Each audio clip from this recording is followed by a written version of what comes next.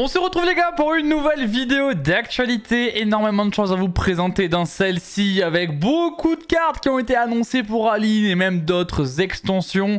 On a un produit qui est phare dans l'année qui a aussi été dévoilé par Konami, donc on va en parler dans cette vidéo. Et on a aussi eu les premières révélations de Alliance Insight au niveau des raretés. Donc je vais vous évoquer tout ça dans cette vidéo. N'hésitez pas comme d'hab à mettre un pouce bleu, à vous abonner si vous appréciez.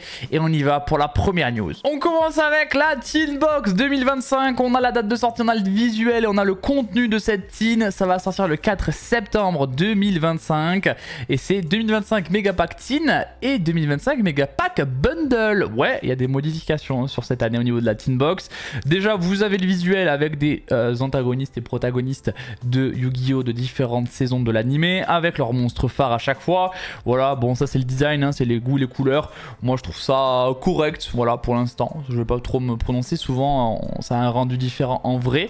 Et le contenu change cette année. Et ouais les gars, parce que dans chaque Teen Box vous allez avoir 3 diviseurs de deck, hein, donc des séparateurs qui sont directement issus de la Teen Box, j'imagine.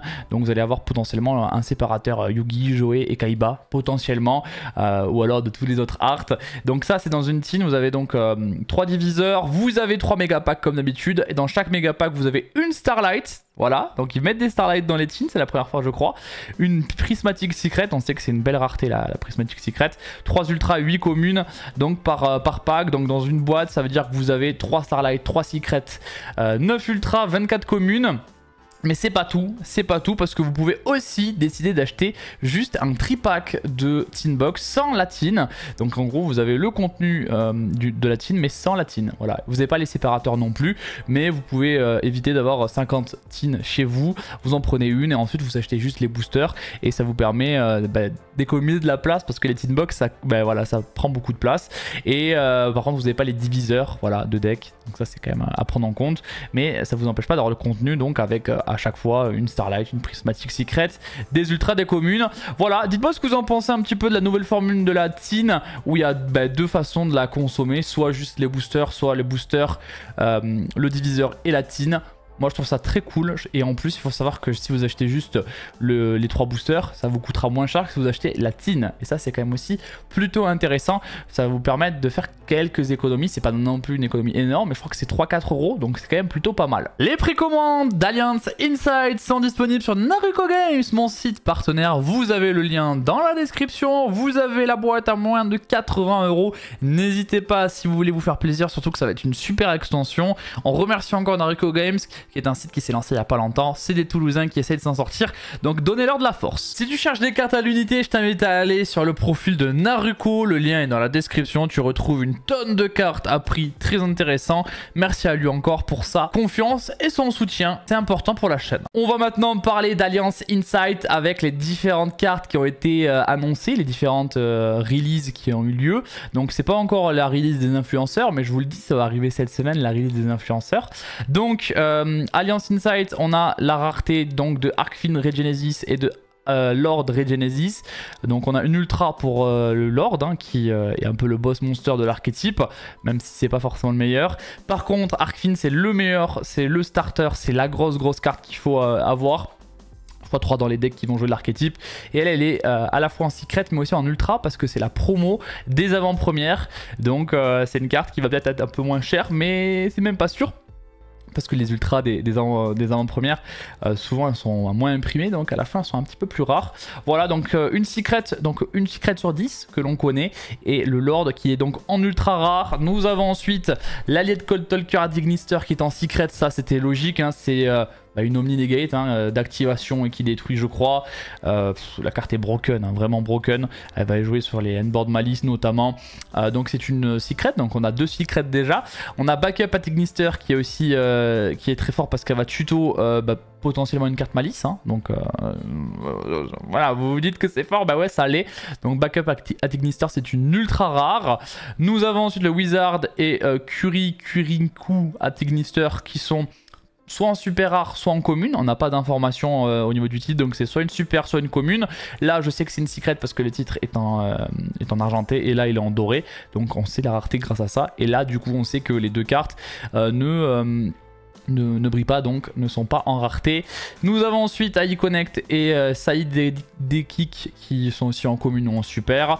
Diablo Star Vengeance, donc les cartes du Lord Diabel qui seront splashables dans pas mal d'archétypes parce qu'elles sont très fortes.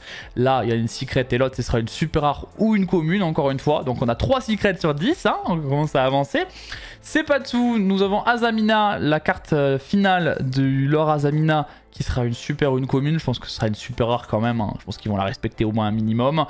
Nous avons ensuite les nouvelles cartes Mitsurugi et là bah, j'en ai pas parlé, donc on va faire un petit point sur les cartes Mitsu. On va un peu voir ce que ça fait et voir si elles sont intéressantes ou non. La première carte c'est Mitsurugi no Mikoto Aramadza. Donc Aramadza il est là, il est très stylé Aramadza, donc c'est un reptile de niveau 4 évidemment 1200.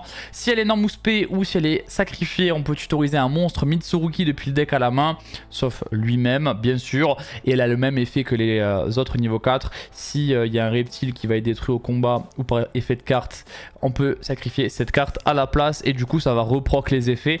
Donc on avait Saji qui permettait de tuto une magie. Et là on a du coup Aramadza qui va pouvoir tuto les monstres. Et ça c'est quand même plutôt pas mal du tout pour la consistance du deck Mitsurugi qui est quand même plutôt intéressant. On rappelle que c'est une exclue TCG. En ce qui concerne Mitsurugi no Miko Wuzu qui est du coup niveau 8, il peut être le substitut de sacrifice de un seul monstre directement, hein, on n'a pas besoin d'en envoyer deux. Donc lui il est Dark Reptile bien sûr, 2000-2000, il a quand même des stats intéressantes.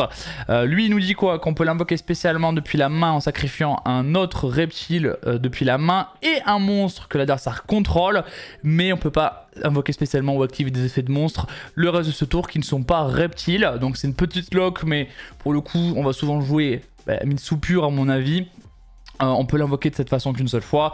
Si cette carte elle est sacrifiée, on peut discard 1 et la remettre à la main.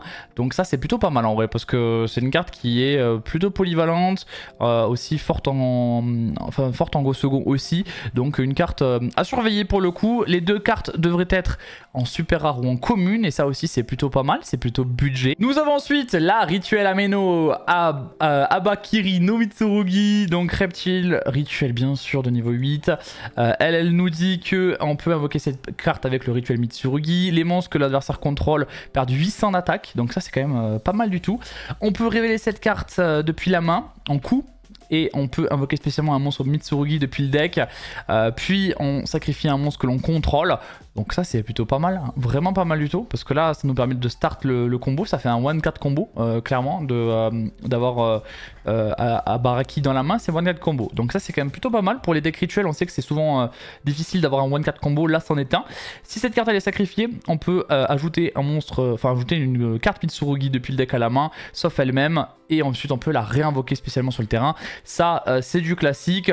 Le petit effet par contre qu'il faut prendre en compte, c'est qu'on peut utiliser l'effet de Abaraki qu'une seule fois par duel, son effet de se révéler depuis la main, sinon ce serait trop fort et c'est bien dommage. J'aurais bien aimé que ce soit trop fort. Malheureusement son premier effet de pouvoir la révéler pour invoquer SP et tribute 1, c'est une seule fois par duel et c'est bien dommage. Par contre c'est plutôt pas mal parce que on peut faire des gros chain block avec l'effet cette carte, parce que si on a déjà normal summon mais qu'on n'a pas activé l'effet de la carte qu'on a normal summon, on peut invoquer un autre monstre Mitsurugi, sacrifier celui qui était déjà sur le terrain et du coup chain block à l'invocation celui qui est sur le terrain et celui qui a été sacrifié en chaîne 2, ce qui fait qu'on peut ne pas se prendre H sur le premier, enfin sur la chaîne 1 par rapport à la chaîne 2, et ça c'est vraiment très intéressant. Nous avons une nouvelle magie rituelle, c'est Mitsurugi Mirror. Alors est-ce que Mirror sera beaucoup joué? On verra, parce que la magie rituelle déjà Mitsurugi est sacrément pétée. Les arts sont vraiment magnifiques, hein. Vraiment ils ont géré. Donc cette carte peut être utilisée pour une invocation rituelle d'un monstre rituel reptile depuis la main ou le cimetière. Ok, donc on peut faire une rituelle avec cette carte depuis la main ou le cimetière, mais il faut sacrifier des monstres reptiles depuis la main ou le terrain d'un niveau égal ou qui excède. Donc ça c'est pas mal parce que c'est pas égal absolument, hein, on peut excéder, ça peut avoir un intérêt parce qu'on peut imaginer sacrifier 3 monstres au lieu de 2 pour pouvoir trigger leurs effets par exemple. Si on a Murakumo, Futsu et Abaraki qui sont sur le terrain, qui sont sacrifiés avec cette carte dans le cimetière, on peut la remettre dans le deck. Ok.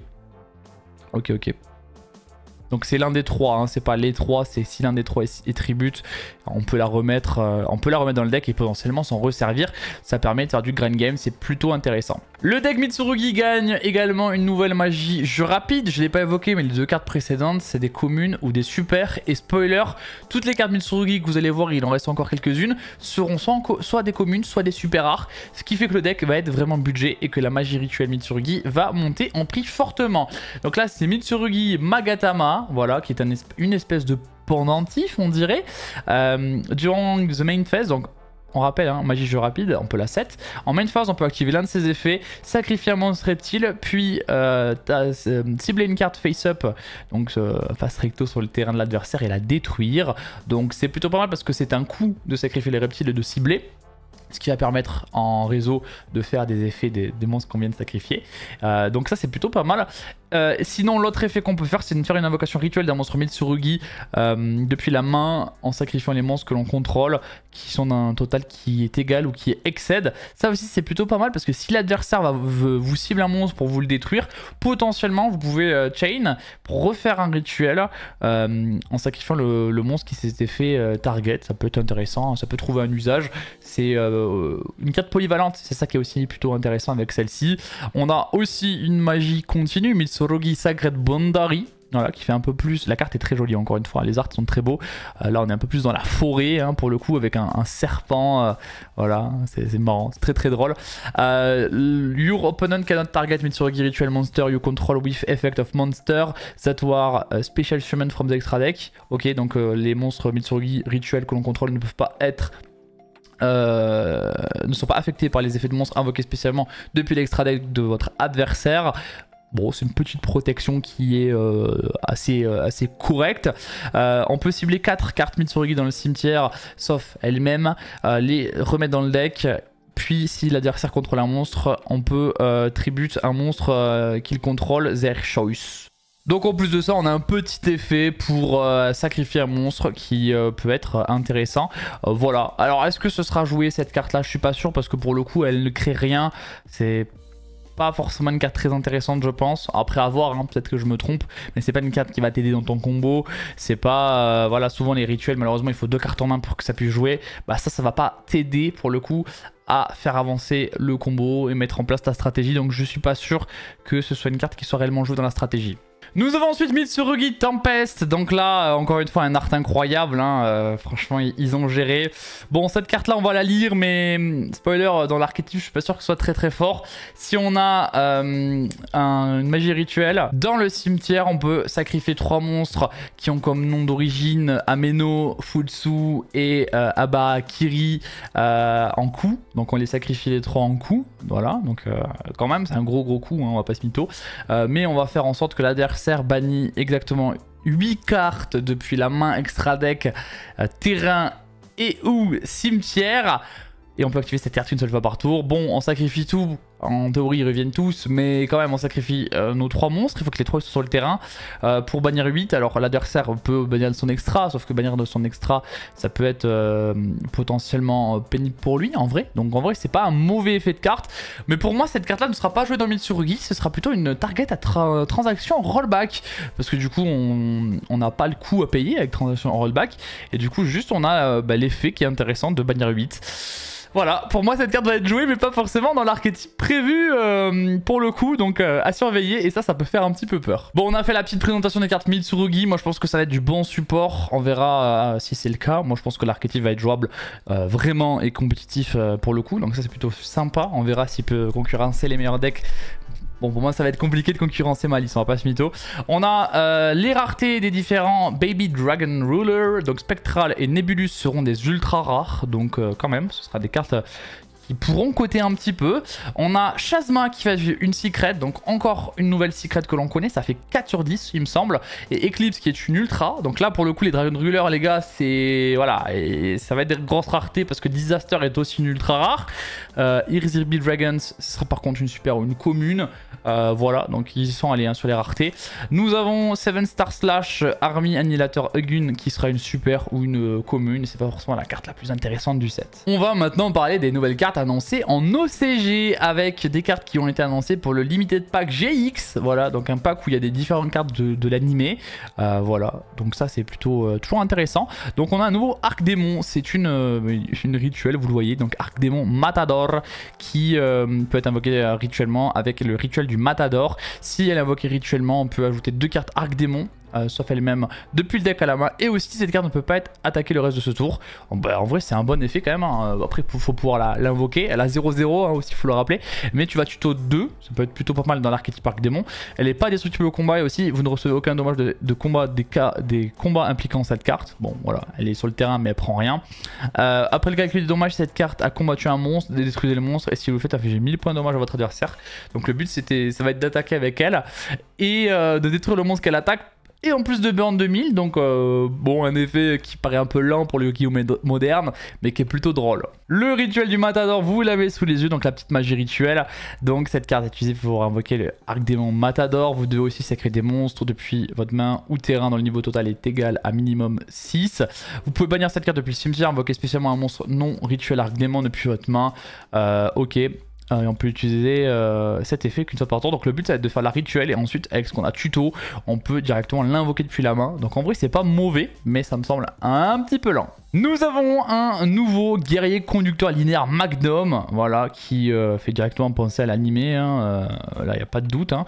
Donc elle est ni invocable normalement ni posable normalement, elle doit être invoquée spécialement depuis la main en envoyant 2 monstres guerriers magnétiques dans le niveau d'origine et max 4 depuis la main, deck ou terrain face recto au cimetière. En vrai la carte elle est quand même assez gratuite pour le coup, parce que du coup on peut directement l'invoquer en envoyant les matériels depuis le deck. C'est fou ça, c'est fou. Ok, pourquoi pas, elle est quand même assez gratuite. On peut cibler un autre monstre terre sur le terrain, donc on coup, cette carte gagne une attaque égale à la moitié de celle du monstre jusqu'à la fin du tour. Ok, donc elle va être très grosse. Si elle est détruite, on peut la remettre en main. Ok, bon c'est une carte d'animé, on le voit bien, je vois pas trop en quoi elle peut être intéressante compétitivement, c'est juste un monstre qui va être gros sur le terrain. Cette carte là est un petit peu plus intéressante, c'est la distillation du chaos. Ouais, distillation du chaos. L'effet: les cartes envoyées à votre cimetière sont bannies à la place. Aïe aïe aïe, donc c'est à ton cimetière à toi. Bon, ça peut avoir un intérêt, méfiez-vous, on peut avoir un intérêt à juste bannir nos cartes, je sais pas, faut trouver lequel. On peut activer un de ces effets, ajouter Macrocosmos, voilà, une carte qui joue au Macrocosmos, c'est super, magnifique, hein, pour les decks un peu fous. Ou une carte qui le mentionne, sauf elle-même depuis le deck à la main, donc elle va tuto, donc c'est l'un des effets, donc soit on va tuto Macrocosmos, une carte qui le mentionne, ou si on a Macrocosmos sur le terrain, on peut bannir cette carte face recto depuis la zone magie piège pour tuto un monstre lumière avec une attaque en point d'interrogation depuis le deck à la main. Voilà, c'est une carte d'animé, mais attention, ça peut, je pense, dans des decks un peu bizarres, de mecs un peu fous, faire des choses qui sont pas forcément prévues. Ensuite, on a la règle des héros 1-5 libération qui cible max 5 cartes dans les cimetières en coup et ça les bannit. Ok, donc une piège qui bannit 5 quand même dans les cimetières. Ça peut être une carte en vrai qui a du potentiel, même si c'est un piège. Voilà, ça peut avoir du potentiel. Si cette carte elle est dans le cimetière, sauf le tour où elle y a été envoyée, vous pouvez la bannir, puis simuler un monstre héros élémentaire banni et l'invoquer spécialement en ignorance des conditions d'invocation. Voilà, donc c'est vraiment après stylisé pour héros élémentaire pour le coup cet effet là. La dernière carte qui a été révélée pour le Limited Pack GX, c'est Première Lueur, une magie jeu rapide. On active l'un des deux effets, soit on sacrifie un monstre terre guerrier et si on le fait on invoque spécialement un monstre lumière guerrier depuis la main ou votre deck. Ok, on sacrifie un pour invoquer un. Là aussi, attention, il faudrait vérifier, peut-être que ça peut faire des folies, on sait pas. Sinon, l'autre effet, c'est durant la main phase, immédiatement après la résolution de cet effet, on peut invoquer un monstre guerrier depuis la main. Voilà, donc magie jeu rapide, hein, attention, ça peut aussi faire des folies pendant le tour adverse. Il y a peut-être des locks qui sont possibles, il faut vérifier ça. Durant la main phase, on peut bannir cette carte depuis le cimetière et ajouter un monstre cyber guerrier ou elfe depuis le deck à la main. Voilà, c'est pour les decks cyber qui utilisent des guerriers ou des elfes. Bon, je pense que c'est pour des archétypes qui sont pas forcément très forts. On va maintenant repasser à Duelist Advance. On rappelle que ça va sortir le 3 juillet du côté de chez nous, donc dans pas si longtemps que ça. Donc Duelist Advance qui reçoit une nouvelle carte et c'est une carte Morganite. Oui, un monstre Morganite. C'est Morgana, la sorcière des yeux. Cette carte, elle est toujours traitée comme une carte Morganite, donc méfiez-vous des cartes Morganite. Vous allez voir qu'en plus il y a pas mal d'histoires avec cette carte là. Lorsqu'un monstre de l'adversaire déclare une attaque, vous pouvez bannir une magie morganite depuis votre cimetière et annuler l'attaque. Donc quand elle est sur le terrain, elle permet de stopper une attaque. On peut utiliser chacun de ces effets qu'une fois par tour. Si elle est norme ou spé, on peut tuto une magie morganite. Voilà, on sait qu'il y en a deux, peut-être une troisième qui va être annoncée. Si vous avez minimum 3 magies morganites de noms différents dans le cimetière et au bannissement, on peut faire devenir 0 l'attaque de tous les monstres qui sont auto-contrôlés par l'adversaire. Voilà, donc ça c'est par contre juste un effet que vous pouvez faire que quand elle est sur le terrain établi et que l'adversaire a des monstres.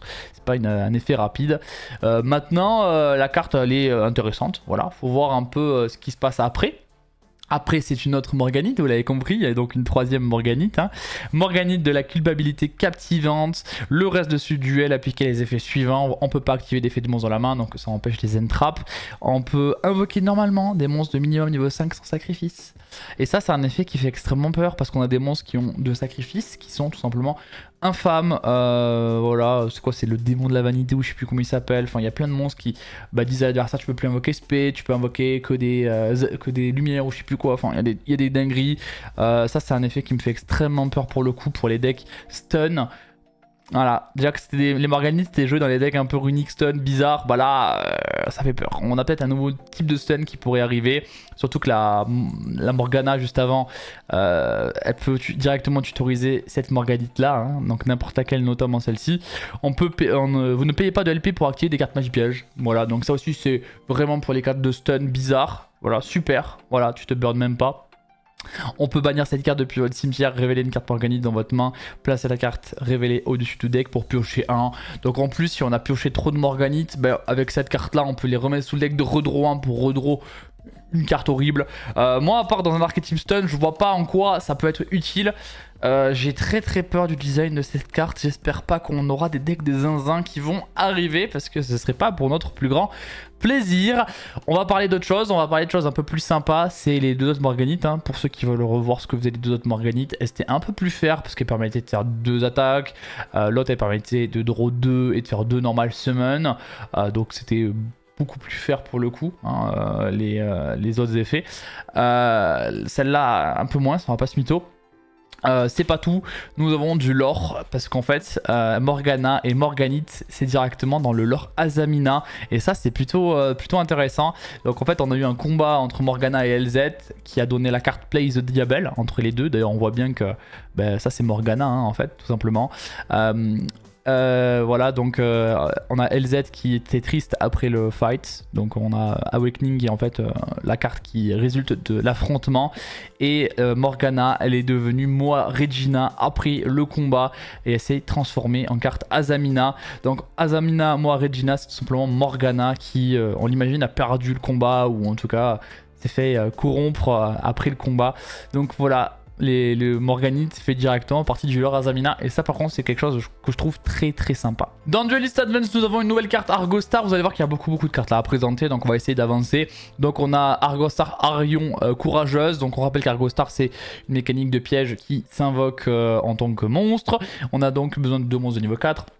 Une fois par tour, on peut aussi invoquer par Xyz cette carte en utilisant un monstre Argostar que l'on contrôle. Donc on peut juste mettre un seul monstre et l'invoquer par-dessus. On transforme les matériaux quand même. Si elle est invoquée par Xyz, on peut tuto une magie Argostar depuis le deck à la main. Donc ça c'est plutôt pas mal pour avancer dans le combo. Durant la standby, donc on imagine celle de l'adversaire, on peut détacher 2 matériels de cette carte. Placer max 3 magie piège, continue pardon, Argostar depuis le cimetière face recto dans la zone magie piège. Et ça aussi c'est plutôt intéressant. Parce que si l'adversaire nous a pété nos pièges, on peut les remettre. Donc niveau grind game, c'est pas mauvais du tout. On va voir si Argostar ça continue à recevoir du support et si à la fin ça pourra faire quelque chose. Moi perso j'ai récupéré toutes les cartes donc on verra bien. Nous avons un nouveau Kaibaman également, légende de la justice, donc lumière guerrier synthoniseur de niveau 1 de 100-700. Il a les 3 Blue Eyes avec l'artwork de base dans les mains, le petit Kaibaman. Donc si elle invoque énorme ou spé, on peut montrer 3 dragons blancs aux yeux bleus qui sont dans la main, deck, terrain, face recto et ou cimetière, puis invoquer spécialement un dragon blanc aux yeux bleus depuis la main, deck ou cimetière. Ça te demande d'en jouer 3, on sait que dans le Blue Eyes Primarite actuel, on joue que 2 dragons blancs aux yeux bleus. Est-ce qu'on aura envie de jouer cette carte-ci pour invoquer un Blue Eyes, mais du coup on jouait un de plus? On verra bien parce que ça demande bien d'en jouer 3 et non 2 comme c'est fait actuellement. Si vous invoquez SP Dragon Blanc aux yeux bleus, tant que cette carte est dans votre cimetière, on peut bannir cette carte et ajouter un monstre aux yeux bleus depuis le deck à la main. C'est aussi un bon effet. Maintenant, est-ce qu'on aura la place de jouer ça? Est-ce qu'on aura aussi l'envie de jouer une troisième brique Blue Eyes? Je ne sais pas forcément sûr, parce que le Blue Eyes est quand même assez stable déjà maintenant. Mais en tout cas, ils se disent qu'on continue à apporter du support à cet archétype-là. Et en vrai, la carte est très stylée. Nous avons Kurangaya, la force gracieuse, qui est un monstre haut aqua de rang 6. Voilà, c'est pas forcément courant les rangs 6, qui demande 2 plus monstres de niveau 6.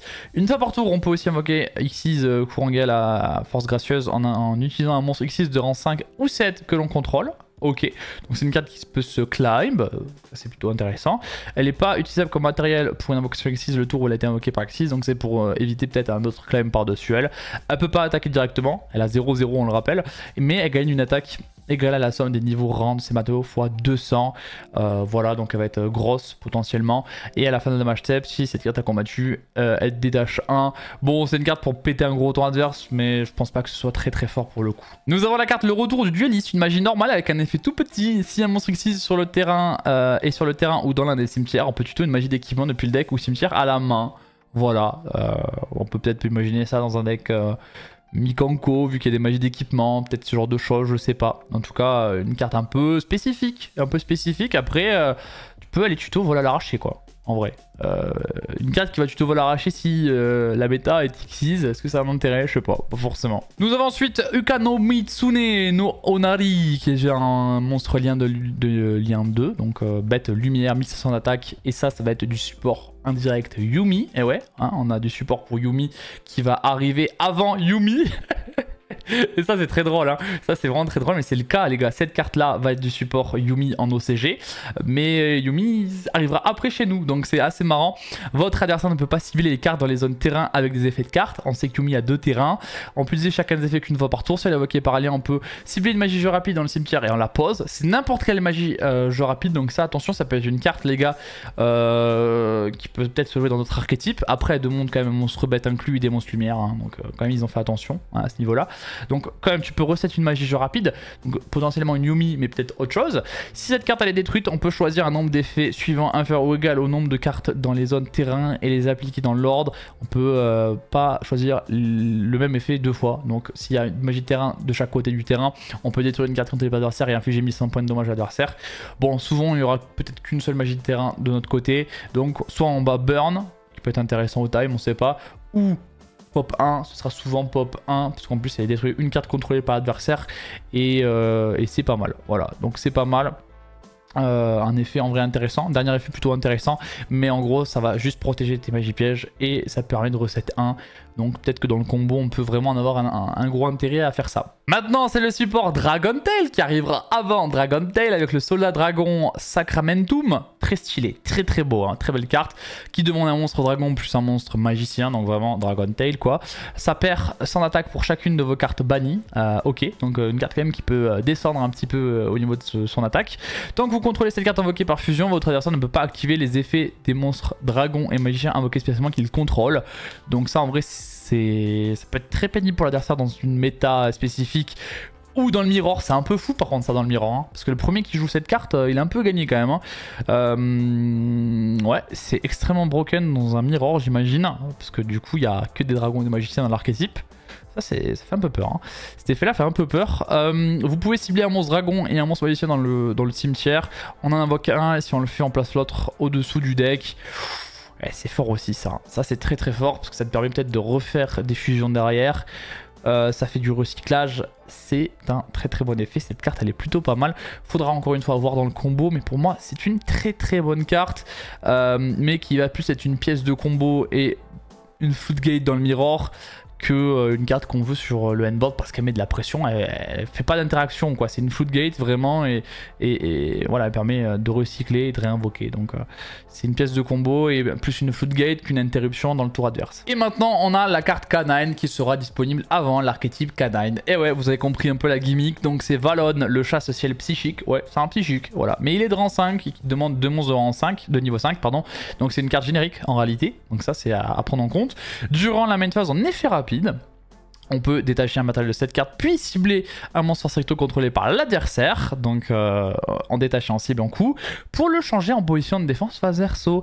Donc en vrai, ça c'est quand même plutôt fort, parce que contre Malice par exemple, ça peut avoir un effet dévastateur où tu lui flippes un Malice et s'il n'a pas de name Malice, il peut pas en faire, hein, donc c'est quand même un plutôt bon effet. Si cette carte elle est envoyée au cimetière, on peut cibler une carte face verso sur le terrain et on la détruit. Ok, donc si en plus elle est gérée le tour où elle a fait son effet dans le tour adverse, ben, on peut pop le monstre qui était face down, ça peut avoir un intérêt, voilà, c'est un peu spécifique. Ça peut aussi pop une magie piège parce que c'est pas spécifié monstre, donc carte qui a du potentiel. Est-ce que ce sera suffisant pour être sur les endboards? À voir, en tout cas elle est intéressante, ça peut être aussi intéressant au niveau de certaines situations. On va maintenant parler du nouveau lore de Duelist Advance. C'est le nouveau lore introduit par Konami. On sait que le lore Azamina, White Forest, Sinful Spoil, Snake Eye est terminé. Goblin Biker, allez je les oublie pas, est terminé. Place au nouveau lore et place à Medius l'innocent qui fait très Albaz le marqué, hein. Je trouve dans son nom ça fait vraiment, voilà, Medius l'innocent. Donc un ténèbre elfe, attention, les elfes on sait qu'il y a des bonnes cartes elfes pour le coup. Niveau 4, 1800, donc des stats très corrects, hein. 1800 c'est pas mal du tout. Si elle est norme ou spé, on peut prendre un monstre divinité emprisonné depuis le deck et soit on l'ajoute à la main, soit on l'invoque spécialement. Bon ça se prend Ash Blossom fort, mais on le tuto où on spé ce qu'on veut en fonction de ce que l'on a en main, donc c'est un bon effet. On verra ce que c'est, divinité emprisonnée. Si cette carte elle est dans le cimetière, on peut mélanger un autre monstre depuis la main ou terrain face recto dans le deck, et si on le fait, on invoque spécialement cette carte, mais elle est bannie lorsqu'elle quitte le terrain, donc elle a un autre effet en plus où elle peut revenir, ce qui peut permettre de faire des choses. Donc on comprend bien que cette carte là a un gros potentiel et qu'il y a d'autres cartes qui vont tourner autour d'elle. Notre petit Médus il va marcher avec l'archétype Artmegia, un nouvel archétype donc de ce lore là. Et donc on a Litera Artmegia, lumière magicien de niveau 3 qui a une belle défense. On ne reçoit aucun dommage de combat des combats impliquant cette carte, donc si elle est en attaque ça posera pas de problème. On peut utiliser chacun des effets qu'une fois par tour. Si on contrôle une carte Artmegia, donc elle comprise, on peut invoquer... Ah, c'est l'extendeur de la main, ok pardon. Si on a une carte Artmegia, on peut l'invoquer SP depuis la main, puis on tuto une carte Artmegia. Wouah! Donc ça c'est très fort parce que c'est dans le même effet, hein. Donc on va déclarer la carte, si elle passe, un s'invoque et un tuto. Ça fait penser à quelques cartes White Forest si je me trompe pas, à LZ si je me trompe pas, ça fait un peu penser à ça. En main phase, de l'adversaire effet rapide, on peut invoquer SP un monstre Artmegia depuis la main ou cimetière, puis renvoyer cette carte du terrain à la main. C'est un effet aussi qui paraît être très intéressant, surtout si la carte Artmegia qu'on réinvoque a un effet pendant le tour adverse. Donc pour le coup une carte très intéressante parce que c'est un extender, voilà vraiment c'est un pur extender, donc je pense pas que ce sera joué en beaucoup d'exemplaires pour le coup. Nous avons maintenant Graflam Artmegia, donc les artworks sont incroyables, hein, des cartes, vraiment on voit que c'est le nouveau lore qui arrive parce que les arts sont phénoménaux. La première fois que cette carte va être détruite au combat chaque tour, elle n'est pas détruite, elle a des bonnes stats pour le coup. Si vous contrôlez une carte Artmegia, on peut invoquer spécialement cette carte depuis votre main, puis on peut poser une magie Artmegia depuis le deck. Encore une fois c'est une mécanique qui est vraiment forte parce que ça se déclare mais ça va s'invoquer et si ça passe ça s'invoque puis ça set, donc c'est quand même très fort, surtout qu'on peut poser une magie et on verra les magies après mais il y en a plusieurs et que c'est assez polyvalent parce que c'est n'importe quelle magie. On peut cibler une magie piège contrôlée par l'adversaire et détruisez-le. Ok, ceci est un effet rapide si on contrôle 3 types de monstres. Ok, donc là on a vu que c'était un dragon, avant on avait une magicienne et un elfe, donc c'est... Je pense la gimmick du deck, ça a des effets en plus en fonction des types de monstres qu'on a sur le terrain. Et là du coup pouvoir péter une magie piège contrôlée par l'adversaire en effet rapide, c'est quand même plutôt une bonne interruption. On a également Bellefonte Artmegia qui est un guerrier cette fois-ci, lumière de niveau 7, 2400, 1500. Votre adversaire ne peut pas cibler les monstres Artmegia de max niveau 6 que l'on contrôle avec des effets de cartes. Donc ça va protéger nos monstres. Si on contrôle une carte Artmegia, toujours pareil, on la déclare, on peut l'invoquer SP, puis on pioche un. Donc ça se prend Ash Blossom, mais quand même, ça peut. C'est un nouvel extender. Donc c'est cool, c'est que les cartes sont toujours des extenders. Après, ça te demande d'avoir quand même une carte Artmegia pour l'invoquer. Donc si on n'en a pas, on peut aussi être bloqué. Hein. Attention, c'est à double tranchant. Soit ça peut faire des sorties très explosives, comme ça peut faire des sorties où on a des briques en main, hein, potentiellement. En main phase, si vous contrôlez minimum 3 types de monstres, donc le même principe, effet rapide, on peut annuler les effets de tous les monstres face recto actuellement contrôlés par l'adversaire et leur attaque est divisée par 2 jusqu'à la fin du tour. Donc c'est une negate de masse et qui baisse en plus l'attaque, en protégeant par son premier effet tous les autres monstres que l'on contrôle par effet de carte et donc potentiellement les empêcher d'être détruits. Ouais, c'est super intéressant, il y a beaucoup de potentiel dans ces cartes. Bête, divinité emprisonnaire, Dark Megia, donc ça c'est la carte qui pouvait être soit tuto, soit invoque SP qu'on a vu au tout début. On peut pas invoquer spécialement sauf des monstres fusion depuis l'extra deck, donc il y a une lock hein, lorsqu'elle est sur le terrain qui te lock en fusion depuis l'extra. En main phase, en effet rapide, on peut invoquer par fusion Nerve, la divinité emprisonnée de la création ou monstre fusion Arc Megia depuis l'extra deck en utilisant des monstres depuis la main ou le terrain, cette carte que vous contrôlez incluse. Donc ça c'est une carte qui te fait une fusion tout simplement qui est invocable grâce à la première carte qu'on a vue. Si cette carte elle est envoyée depuis la main au terrain ou au cimetière, on peut ajouter une magie piège Atmaga depuis le deck à la main de non différentes des cartes dans votre cimetière. C'est super fort parce que du coup elle fait la fusion, elle est utilisée dans la fusion et ensuite on peut chain block potentiellement avec cette carte là en tutorisant une magie piège de l'archétype. Vous voyez, je pense, le potentiel. Hein. Faudra voir sur les tests, mais c'est un bon archétype, il n'y a pas à dire. Et c'est un hibou. Un hibou, magnifique les hiboux.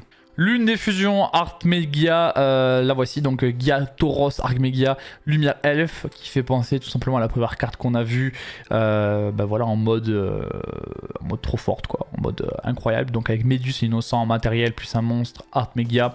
La carte, elle a un art phénoménal, vraiment magnifique. On peut cibler un monstre sur le terrain, changer sa position de combat. Ok, donc ça c'est un effet...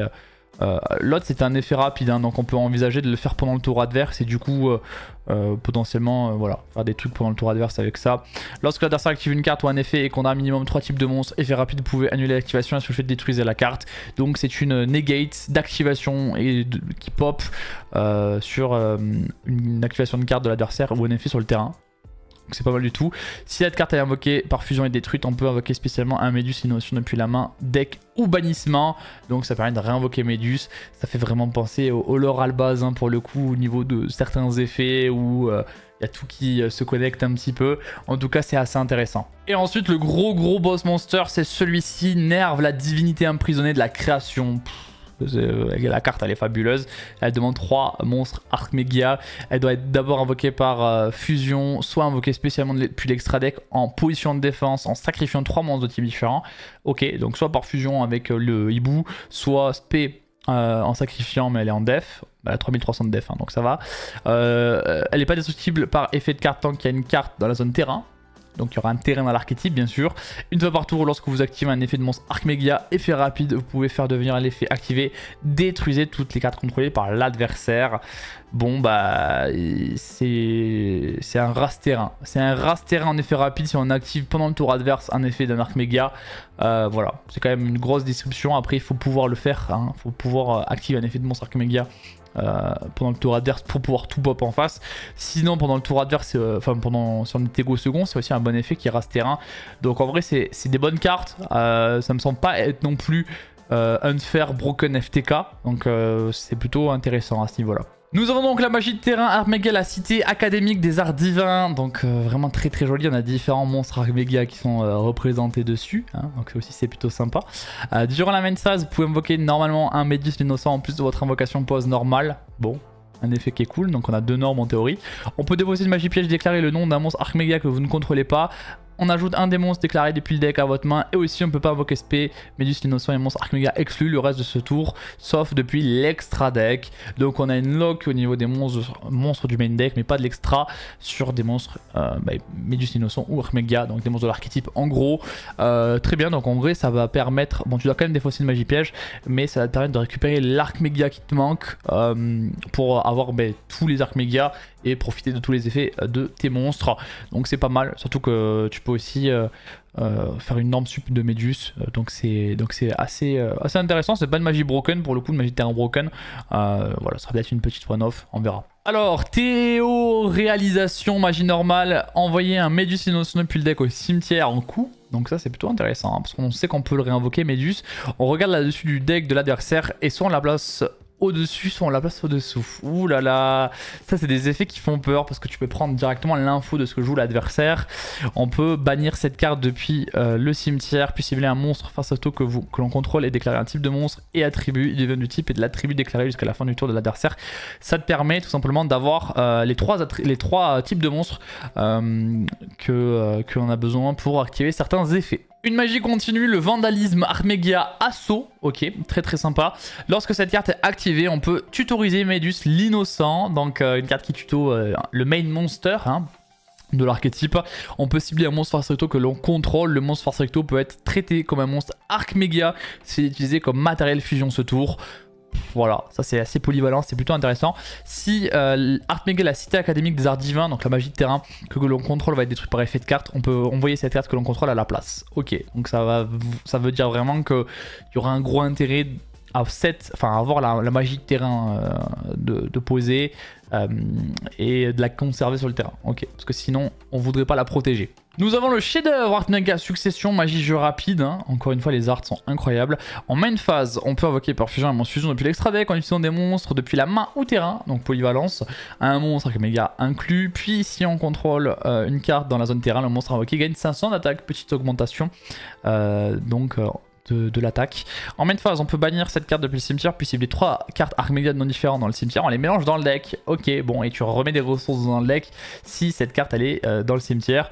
En plus, chaque effet de chef d'œuvre qu'une fois par tour, donc ça veut dire qu'on peut activer la carte et remettre les matériels directement dans le deck, donc plutôt sympa, on va dire ces effets là sont toujours cool pour le grind game. Nous avons le bannissement Archmegia changement magie normale, on peut placer donc l'Archmegia, la cité académique des arts divins depuis le deck ou cimetière face recto dans la zone terrain, ou si vous la contrôlez on peut ajouter une carte Archmegia sauf elle-même depuis le deck à la main à la place.